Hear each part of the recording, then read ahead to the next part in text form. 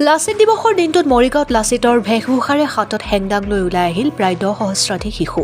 হিন্দু জাগৰণ অসমৰ মৰিগাঁও জিলা সমিতিৰ উদ্যোগত অনুষ্ঠিত হোৱা কেন্দ্ৰীয় লাচিত দিৱসত সংগঠনটোৰ কাৰ্যকৰ্তাসকলে সুৰাৰ অনুজ্ঞাপত্ৰ বাতিল কৰি এখন সুস্থ সমাজ গঠন কৰাৰ লক্ষ্যৰে প্ৰায় 1,50,000 গণ স্বাক্ষৰযুক্ত এখন বিশেষ স্মাৰক পত্ৰ মৰিগাঁও জিলা আয়ুক্তৰ জৰিয়তে মুখ্যমন্ত্ৰীলৈ প্ৰেৰণ কৰে।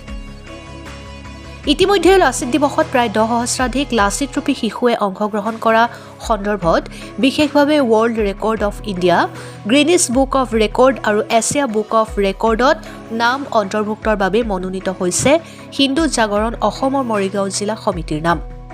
পুৱা মৰিগাঁও জিলা আয়ুক্তই শুভ উদ্বোধন কৰা লাচিত দিৱসত নিৰ্দিষ্ট বক্তা হিচাপে ৰাষ্ট্ৰীয় স্বয়ংসেৱক সংঘৰ অসম প্ৰান্তৰ ক্ষেত্ৰীয় বৌদ্ধিক প্ৰমুখ বশিষ্ঠ বুজৰ বৰুৱাই ভাষণ প্ৰসংগত ভূমিপুত্ৰ হিচাপে আমি পথাৰ আৰু বজাৰ দখল কৰিব লাগিব বুলি উপস্থিত ৰাইজক আহ্বান জনায়। নিবনুৱা সমস্যাৰ সৈতে যুঁজিবলৈ হ'লে খেতি কৰা অথবা ব্যৱসায় কৰাৰ কথা উল্লেখ কৰে। এই ক্ষেত্ৰত হিন্দু জাগৰণ অসমৰ উত্তৰ পূব প্ৰান্তৰ সংযোজক মৃণাল লস্কৰ আৰু আয়োজক সমিতিৰ সাধাৰণ সম্পাদক উৎপল নাথৰ মন্তব্য আগবঢ়ালো। লাচিত দিৱসৰ আজিৰ এই দিনটো উদযাপন কৰা হৈছে। এই মৰ্মে অসমৰ দুখন জিলাত বিশেষভাৱে এই কাৰ্যক্ৰম ৰখা হৈছিল। শিৱসাগৰ জিলা আৰু মৰিগাঁও জিলা। মৰিগাঁও জিলা হিন্দু জাগৰণ অসমৰ কাৰ্যকৰ্তাসকলৰ সৌজন্যত মৰিগাঁও জিলাত প্ৰায় 10,000 লাচিতৰ এক সমবেত কৰা হৈছিল আৰু তেওঁলোকৰ দ্বাৰা এটা সমবেত সংগীত ইয়াতে পৰিৱেশন কৰা হয়। দ্বিতীয়তে হিন্দু জাগৰণ অসমে যি মাদক দ্ৰব্য নিবাৰণৰ কাৰণে জন্মলগ্নৰ পৰা এই আমি চেষ্টা কৰি আছিলো।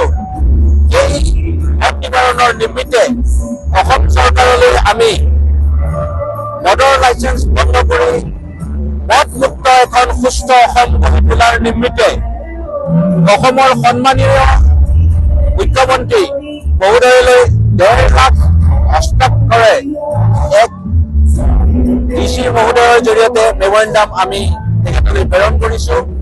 আমাৰ আহ্বান যাতে অসমখন এক মদ নিবাৰণ মদমুক্ত অসম গঢ়ি তোলক, তাৰে এই লাচিত দিৱসৰ প্ৰাক্ষণত আমাৰ ফালৰ পৰা আহ্বান থাকিল।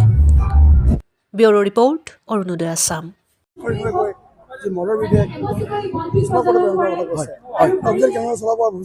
হয়, নিশ্চিতভাৱে যে আমি লাচিত দিৱস আমি উদযাপন কৰিছো, কিন্তু লাচিত দিৱস উদযাপন কৰিবলৈ আমি দেশৰ শিশুক লাচিত সজাব লাগিব। আৰু যদি দেশৰ শিশুসকলে লাচিত হ'ব লাগে, তেওঁলোকে যদি বিৰোধৰূপে তেওঁলোকে সন্মুখৰ পৰা নেতৃত্ব দিব লাগে, তেওঁলোকে মদ যদি খায়, সহজলভ্য যদি অৱস্থাত তেওঁলোকে সৰু সৰু বাচ্চা আমি দেখি আছো প্ৰত্যেক দিনা টিভি চেনেলত যে তেওঁলোকে এক্সিডেণ্ট হৈ ঢুকাইছে, কোনোবাই ৰোগী হৈ ঢুকাইছে। আজি তেওঁলোকে নিচাজাতীয় দ্ৰব্যৰ অতিমাত্ৰা ড্ৰাগছ লোৱাৰ কবলত তেওঁলোকে আজি HIV নিচিনা ধৰণৰ ৰোগত তেওঁলোকে আক্ৰান্ত হৈছে। গতিকে আমি যদি দেশৰ যুৱকসকলে যদি লাচিত হিচাপে সন্মুখৰ পৰা নেতৃত্ব দিব পৰা সুযোগ্য সন্তান বিচাৰো, তেতিয়া নিশ্চিতভাৱে যি চৰকাৰে সহজলভ্যভাৱে মদৰ যি প্ৰচলনৰ ব্যৱস্থা কৰিছে তাক আমি বিৰোধিতা কৰিছো। আৰু সেইকাৰণে গোটেই মৰিগাঁওবাসী ৰাইজে আমি 1.5 লাখ হস্তাক্ষৰ আমি আমাৰ জিলা আয়ুক্ত মহোদয়ৰ জৰিয়তে আমি অসমৰ মুখ্যমন্ত্ৰী মহোদয়লৈ আমি প্ৰেৰণ কৰিম, যাতে মদৰ যি সহজলভ্যতা তাক আমি নাশ কৰিব পাৰো।